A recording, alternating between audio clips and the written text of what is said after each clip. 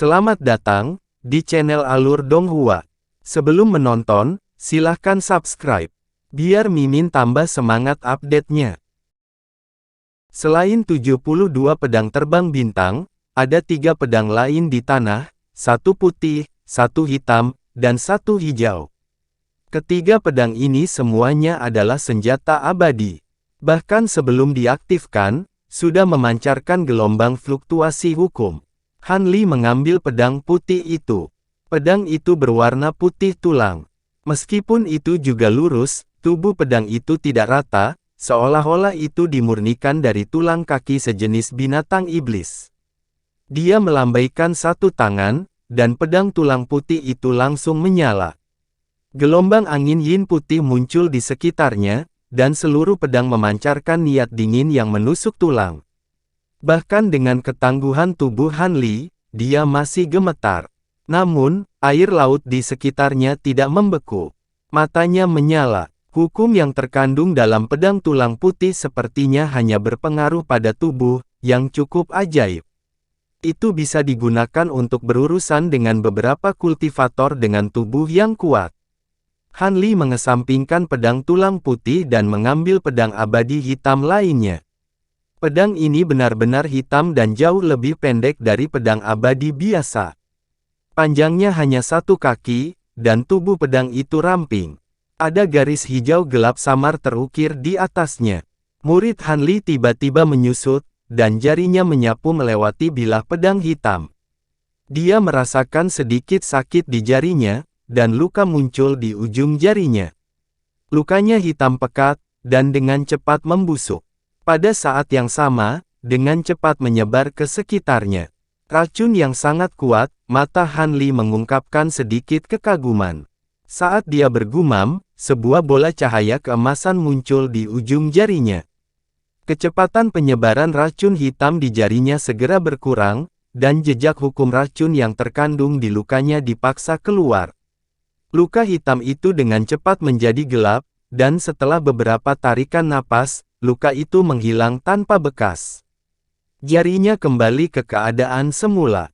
Dia meletakkan pedang hitam dan melihat pedang abadi terakhir. Pedang ini berwarna hijau tua, dan setinggi manusia. Itu adalah pedang yang berat, dan bilahnya berbentuk seperti gelombang, memancarkan semburan cahaya dingin.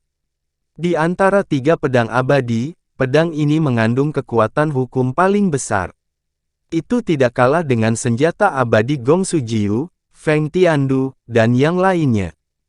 Han Li menutup jarinya, meraih gagang pedang, dan mengambilnya. Pada saat berikutnya, ekspresinya sedikit berubah. Pedang ini sangat berat. Meskipun itu jauh dari sebanding dengan roda air berat, jika itu adalah seorang kultivator dengan fisik yang lebih lemah, apalagi memurnikannya, mereka bahkan mungkin tidak dapat mengangkatnya. Saat dia memikirkannya, Han Li menggerakkan lengannya, dan pedang besar berwarna hijau tua itu langsung berubah menjadi bayangan pedang hijau buram. Fluktuasi hukum yang kuat menyebar dari bayangan pedang hijau. Kekuatan hukum ini adalah hukum kehancuran. Han Li menggerakkan tangannya, dan bayangan pedang hijau tiba-tiba menyusut dan mengembun menjadi seberkas cahaya hijau, menebas dasar laut di kejauhan. Dasar laut tampak seperti sepotong kain rapuh, karena dibelah oleh pedang, meninggalkan retakan besar yang panjangnya puluhan mil dan lebar ratusan meter. Seluruh dasar laut berguncang hebat seolah-olah terjadi gempa bumi. Pulau kristal dingin di kejauhan juga bergemuruh dan bergetar, dan butuh beberapa saat untuk kembali tenang. Sedikit kegembiraan melintas di mata Han Li. Pedang ini belum disempurnakan, dan dia tidak menggunakan kekuatannya sekarang. Dia hanya menggunakan sebagian dari kekuatannya, dan itu sudah sangat kuat. Kekuatan hukum yang terkandung di dalamnya adalah kekuatan penghancur murni yang kuat. Jika dia menggunakan kekuatan penuhnya barusan, dia dapat dengan mudah menghancurkan dasar laut dalam jarak 1000 mil, dan pulau kristal dingin di kejauhan tidak akan terhindar. Pada saat ini, indera ilahi terpancar dari pulau dan dengan cepat menyebar ke sekitarnya. Itu adalah makhluk abadi yang menjaga pulau kristal. Han Li tidak ingin bertemu dengannya saat ini. Dia mengangkat satu tangan, dan riak hijau samar tiba-tiba menyelimutinya dan tanda yang disebabkan oleh pedang barusan. Indera ilahi yang abadi menjelajahi bolak-balik beberapa kali di sekitar pulau. Setelah menemukan tidak ada yang aneh, dengan cepat ditarik kembali dan tidak muncul lagi. Han Li tidak menarik riak hijau, dan membiarkannya terus menyelimuti dirinya. Dia melirik pedang besar hijau tua di tangannya, mengangguk, dan menyimpannya dengan dua pedang lainnya. Kemudian, dia mengalihkan pandangannya ke eliksir. Setelah memeriksanya satu persatu, bibir Han Li melengkung menjadi senyuman. Ramuan ini tidak kalah dengan ramuan di instrumen penyimpanan Xiao Jinhan dan Feng Tiandu. Kebanyakan adalah ramuan penyembuhan dan detoksifikasi, telah dipersiapkan dengan baik untuk ekspedisi.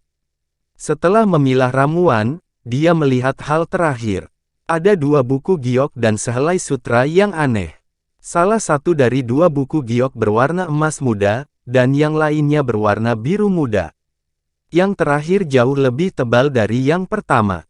Dia pertama kali mengambil buku emas itu dan dengan cepat membolak-baliknya. Buku ini mencatat metode kultivasi mendalam yang disebut Bright Moon Sword Skill. Itu adalah metode kultivasi pedang, dan dikatakan dapat dikultivasi ke alam Dewa Tai. Meskipun itu terkait dengan pedang, esensi pedang yang dibudidayakan sangat berbeda dari yang dibudidayakan oleh Han Li. Namun, ada beberapa bagian di dalamnya yang bisa dijadikan referensi.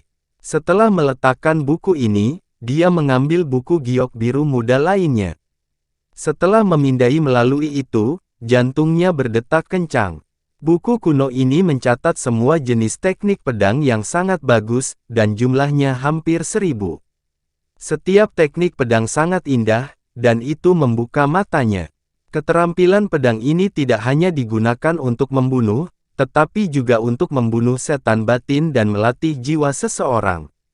Ada juga teknik manipulasi pedang, teknik formasi pedang, teknik memelihara pedang, dan banyak teknik ortodoks lainnya. Han Li dulu berpikir bahwa dia mahir dalam ilmu pedang, tetapi sekarang setelah dia melihat catatan di buku giok ini, dia menyadari bahwa dia adalah seekor katak di dalam sumur.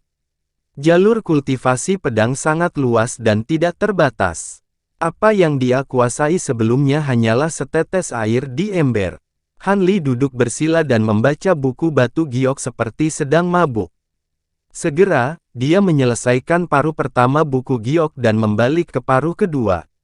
Dia sangat senang. Paruh kedua buku ini mencatat semua jenis formasi pedang, yang lebih misterius dari paruh pertama.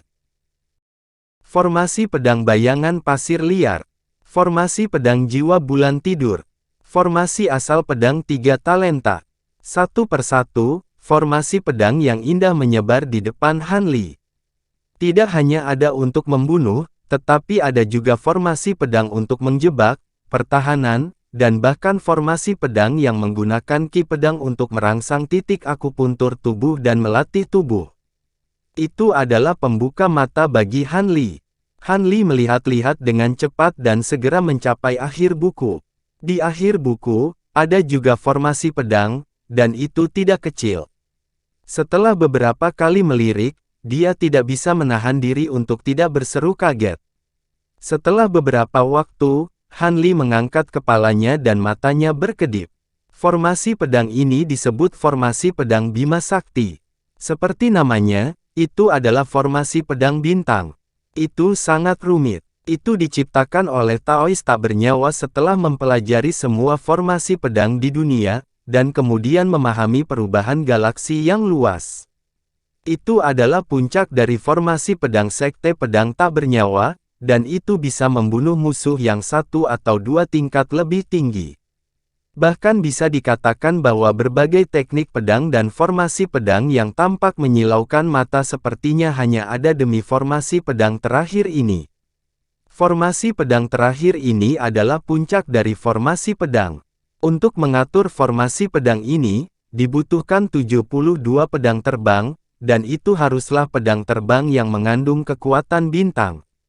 Mereka harus memiliki kualitas yang sangat tinggi, jika tidak, mereka tidak akan mampu menahan kekuatan besar dari formasi pedang ini.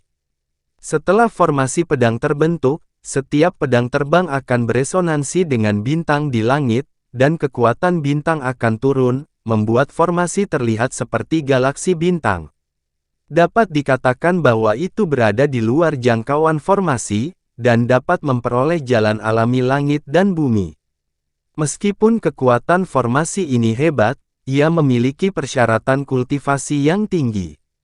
Dibutuhkan seorang kultivator Dewa Tai dengan indera ilahi yang kuat untuk dapat menggunakannya. Namun, jika hanya ada 36 pedang terbang, itu juga bisa digunakan sebagai versi pengurangan dari formasi pedang Bima Sakti. Selain itu, persyaratan kultivasi formasi pedang Bima Sakti juga berkurang. Bahkan seorang kultivator Dewa Emas tahap akhir dengan kekuatan spiritual abadi yang kuat hampir tidak dapat menggunakannya, dan itu pasti dapat digunakan untuk mengalahkan mereka yang memiliki level yang sama. Han Li perlahan menghembuskan napas, menekan kegembiraan di hatinya. Dia sangat senang dengan formasi pedang Bima Sakti ini. Alam Dewa Emas masih baik-baik saja, tetapi begitu dia mencapai alam Dewa Tai dan mencapai tubuh peri giok, celah tingkat kecil itu seperti parit alami. Pada dasarnya mustahil untuk membunuh musuh, kecuali ada hukum yang kuat atau senjata dewa. Formasi pedang Bima Sakti ini sebenarnya berani membual bahwa itu bisa membunuh orang satu atau dua tingkat lebih tinggi. Dia benar-benar tidak tahu seberapa kuat itu. Saat Han Li memikirkan hal ini, dia mengalihkan pandangannya ke 72 pedang terbang berwarna biru muda. Dia melambaikan tangannya, mengambil satu, dan menjentikkannya dengan jarinya. Pedang terbang itu seperti ular roh biru, berputar dan bergetar, mengeluarkan teriakan pedang yang tajam. Jelas, Jin Hai ingin mengolah formasi pedang Bima Sakti dengan menyempurnakan set pedang terbang stellar ini, tetapi tidak diketahui apakah dia berhasil di masa lalu. Meskipun kualitas pedang terbang stellar ini bagus, mungkin tidak memenuhi persyaratan formasi pedang Bima Sakti. Namun, tidak sulit untuk mengetahui hasilnya. Dia hanya harus menemukan kesempatan untuk menggunakannya. Meskipun tercatat dalam buku-buku kuno bahwa hanya Dewa Emas tahap akhir yang hampir tidak bisa menggunakan formasi pedang Bima Sakti, tetapi kekuatan spiritual abadi di tubuhnya jauh lebih kuat daripada rata-rata Dewa Emas tahap menengah, jadi bukan tidak mungkin baginya untuk menggunakan formasi pedang ini. Han Li meletakkan pedang terbang di tangannya, dan wajahnya menunjukkan sedikit kontemplasi.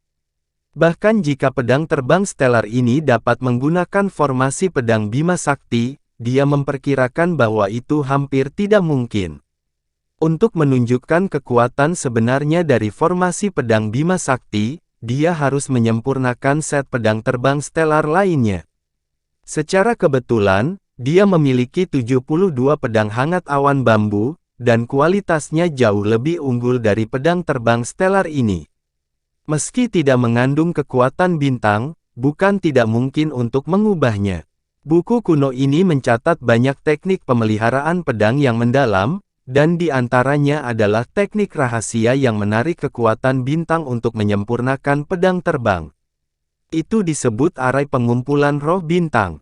Teknik rahasia ini dapat menarik kekuatan bintang untuk memurnikan ketidakmurnian pada pedang terbang, dan meningkatkan kualitas pedang terbang. Selain itu, pedang terbang yang disempurnakan dengan teknik rahasia ini perlahan akan berubah menjadi atribut bintang. Jin Hai secara khusus menulis beberapa catatan di belakang teknik rahasia ini, dan Han Li menganggap bahwa dia telah menggunakan teknik rahasia ini untuk menyempurnakan set pedang terbang stellar ini. Namun, dia tidak tahu apa efeknya pada pedang hangat awan bambu. Terlebih lagi, setelah perjalanan ke Mansion Netherfrost, dia hanya bisa menggunakan 3 pedang terbang. Dia tidak tahu berapa lama untuk menggunakan 36 pedang terbang, apalagi 72 pedang terbang. Han Li tersenyum pahit dan menggelengkan kepalanya.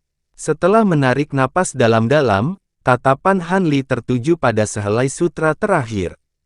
Dia melambaikan tangannya dan mengambilnya.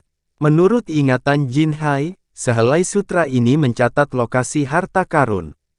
Ketika dia menggunakan rohnya untuk melakukan perjalanan bolak-balik, dia telah memeriksa item ini secara kasar dan menemukan beberapa petunjuk. Memikirkan hal ini, dia menggumamkan mantra dan lapisan cahaya keemasan muncul di tubuhnya. Kemudian, dia menggunakan Eye of Truth. Cahaya 7 warna pada sutra beriak dan menyebar dari tengah seperti tinta. Pola medan yang kompleks muncul.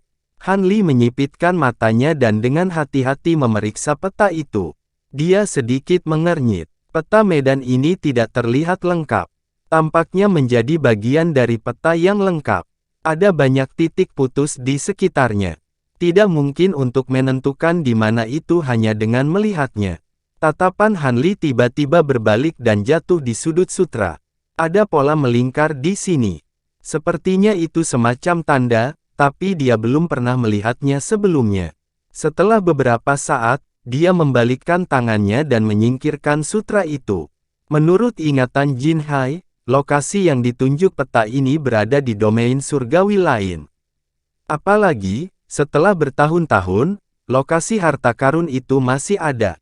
Dia melambaikan tangannya lagi dan memancarkan cahaya hijau. Dia menyingkirkan semua hal lain dan kemudian menarik riak hijau di sekelilingnya. Setelah ini, Han Li tidak lagi tinggal di sini. Sosoknya tiba-tiba berubah menjadi cahaya hijau dan terus terbang ke arah Pulau Wumeng. Setelah beberapa saat, kekosongan di atas Pulau Wumeng melintas dan sosok Han Li muncul. Pulau Wumeng masih dalam keadaan terpencil. Orang-orang dari klan Luo semuanya berkultivasi dalam pengasingan.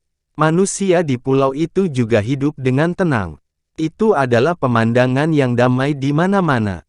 Tampaknya perselisihan sebelumnya di wilayah Laut Angin Hitam tidak memengaruhi tempat ini. Ketika Han Li melihat pemandangan ini, dia terbang turun dan mendarat di dekat sebuah desa pegunungan yang dikelilingi oleh pegunungan di tiga sisinya. Saat itu senja. Asap mengepul dari cerobong asap desa, membentuk kabut halus seperti pasir di udara. Matahari terbenam jingga menyinari, mencerminkan pemandangan yang indah. Ayam dan anjing terdengar di desa pegunungan, dan itu seperti surga yang tidak terpengaruh oleh perselisihan apapun.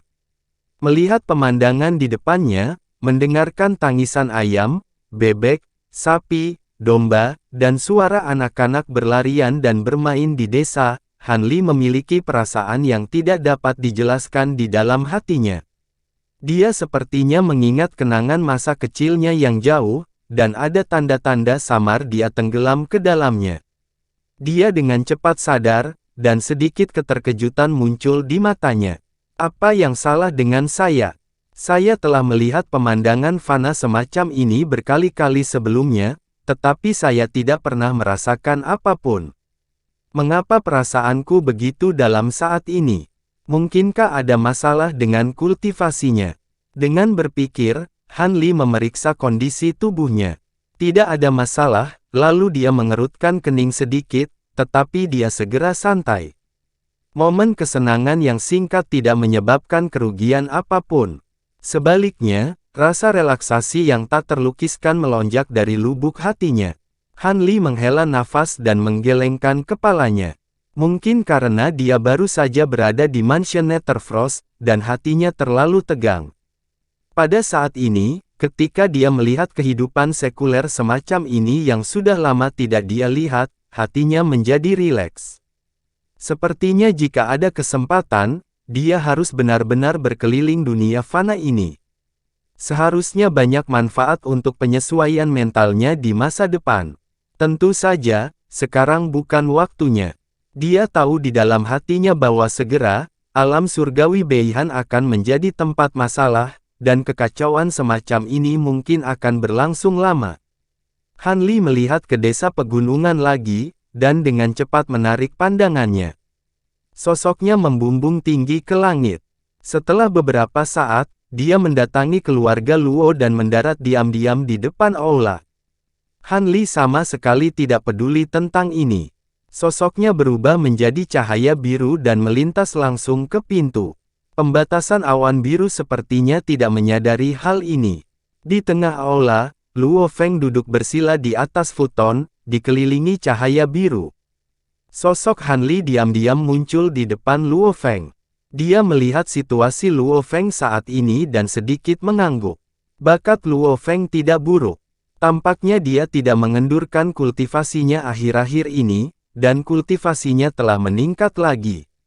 Sambil berpikir, cahaya merah menyala di tubuh Han Li, dan dia kembali ke penampilan aslinya. Luo Feng sepertinya merasakan sesuatu.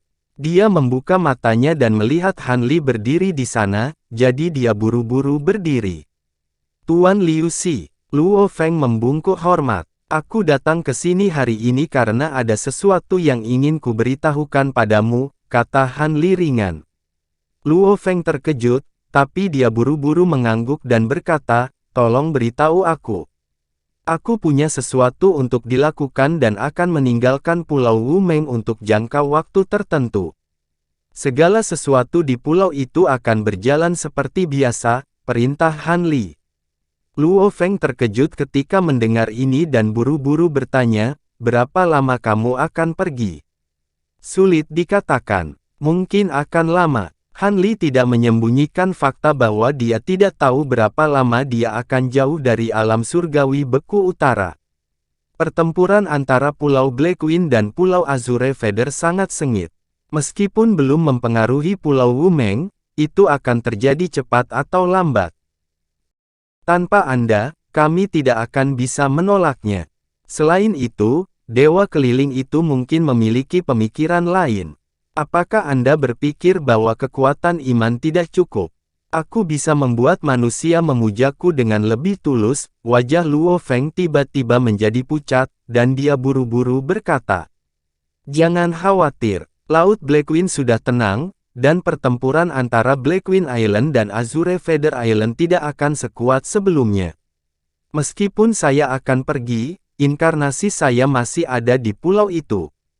Dengan kekuatannya, itu cukup untuk menghalangi dewa-dewa lepas itu dan melindungi Pulau Wumeng. Han Li mengangkat tangannya untuk menghentikan Luo Feng dan berkata, benar-benar. Luo Feng sedikit tenang dan berkata, tidak diketahui apakah dia bertanya tentang pertempuran antara Pulau Blackwing dan Pulau Azure Feather atau inkarnasi Dewa Bumi.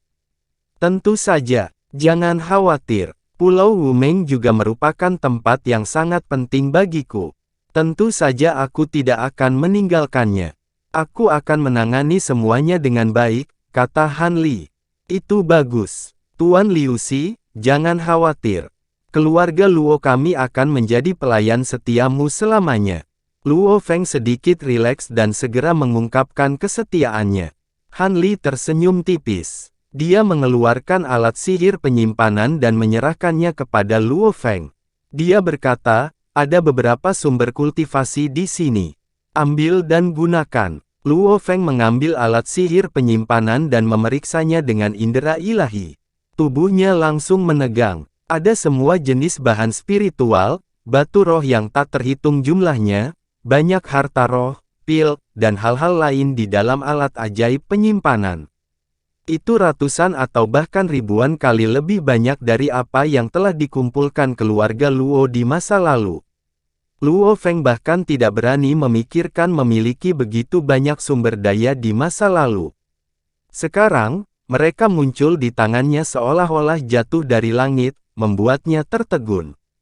Aku akan menyerahkan sumber daya ini padamu, tapi jangan menggunakannya dengan sembarangan. Gunakan itu untuk mengasuh para kultivator klan dan pulau-pulau lain. Hanya dengan terus meningkatkan kekuatan Anda dapat benar-benar berdiri di wilayah Laut Blackwing. Apakah kamu mengerti? Han Li berkata perlahan. Dia sangat kaya sekarang. Hal-hal ini hanyalah setetes air di lautan. Mengerti, Tuan, jangan khawatir. Saya akan memanfaatkannya sebaik mungkin dan tidak mengecewakan Anda. Luo Feng baru pulih setelah mendengar kata-kata Han Li dan berkata dengan penuh semangat. Dengan sumber daya ini, mereka pasti bisa memelihara sekelompok kultivator tingkat tinggi dalam waktu singkat. Beberapa tetua tahap integrasi tubuh puncak di klan juga akan memiliki peluang tinggi untuk menembus tahap kenaikan besar. Jika mereka dapat menambahkan beberapa kultivator tahap kenaikan besar dan inkarnasi Dewa Bumi, Luo Feng akan memiliki kepercayaan diri untuk melindungi fondasi Pulau Wumeng. Namun, Luo Feng merasa agak aneh. Bahkan Pulau Blackwing mungkin tidak dapat mengeluarkan begitu banyak material sekaligus. Di mana Liu Xi mendapatkannya? Sangat baik. Saya akan menyerahkan Pulau Wumeng kepada Anda di masa depan. Setelah mengatakan ini, sosok Han Li berkedip dan menghilang dari aula. Senior Liu Xi, jangan khawatir. Luo Feng melihat ke arah kekosongan dan berkata dengan keras. Sosok Han Li muncul di langit di atas Pulau Wumeng dan terbang keluar pulau. Segera, dia tiba di tempat inkarnasi Dewa Bumi berkultivasi dalam pengasingan. Ada pusaran air besar di permukaan laut. Itu bergemuruh dan berputar, mengeluarkan suara percikan keras. Itu bahkan lebih megah dari sebelumnya. Jejak kegembiraan muncul di mata Han Li. Dia bergerak dan menyelam ke laut. Segera, dia tiba di tempat inkarnasi Dewa Bumi berada di dasar laut. Penjelmaan Dewa Bumi sedang duduk bersila. Untaian cahaya biru terang melilit tubuhnya, membentuk kepompong cahaya biru besar. Seutas benang biru tipis melayang di atas kepalanya, memancarkan fluktuasi yang kuat dari hukum air. Merasakan kedatangan Han Li, inkarnasi Dewa Bumi berhenti berkultivasi dan berdiri. Tidak buruk, Han Li melihat benang biru tipis di atas inkarnasi Dewa Bumi dan mengangguk. Tahun-tahun ini, Pulau Wumeng dan beberapa pulau lainnya telah berkembang dengan mantap. Populasi di pulau-pulau itu berkembang pesat. Manusia dan kultivator memujanya dengan taat. Kekuatan iman tidak terbatas. Kecepatan mengumpulkan kekuatan hukum juga meningkat banyak, kata inkarnasi Dewa Bumi. Bagus. Dengan kecepatan seperti ini, tidak butuh waktu lama bagi kekuatan hukummu untuk pulih. Aku bisa tenang sekarang, kata Han Li. Sebelumnya, dia cukup khawatir inkarnasi Dewa Bumi akan kehilangan banyak hukum air di tubuhnya karena memurnikan Heavy Water Real Will.